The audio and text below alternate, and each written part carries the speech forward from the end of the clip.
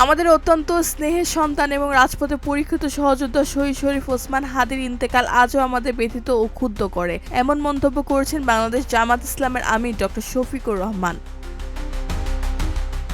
10 জানুয়ারি রাতে নিজের ফেসবুক স্ট্যাটাসে তিনি এই মন্তব্য করেন। ডক্টর শফিকুর রহমান বলেন, একটি সম্ভাবনাময় প্রাণের মৃত্যুতে যে শূন্যতা তৈরি হয়েছে তা অপূরণীয়।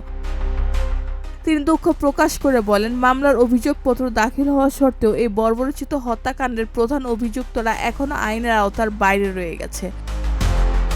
তিনি আরও বলেন, আইনশৃঙ্খলা রক্ষাকারী বাহিনীর সক্ষমতা ও দায়িত্বশীলতা নিয়ে জনমনে সঙ্গত কারণের প্রশ্ন দেখা দিয়েছে। অভিযুক্তরা দেশের অভ্যন্তরে নাকি সীমান্ত অতিক্রম করছে এ বিষয়ে কোনো অস্পষ্টতা বা বিভ্রান্তিকারী বক্তব্যের সুযোগ নেই বলেও মন্তব্য করেন তিনি।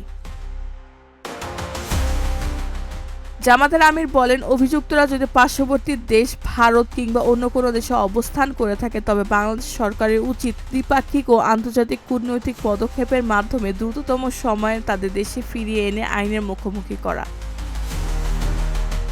তিনি দৃঢ়ভাবে ঘোষণা করেন, শহীদ শরীফ ওসমান হাদির আত্মত্যাগ বৃথা যেতে দেওয়া যাবে না। পোস্টের শেষাংশে জামাতের আমির আশা প্রকাশ করেন, সরকার ও প্রশাসন জন আকাঙ্ক্ষার প্রতি শ্রদ্ধাশীল হয়ে অবিলম্বে দৃশ্যমান ও কার্যকর পদক্ষেপ গ্রহণ করবে।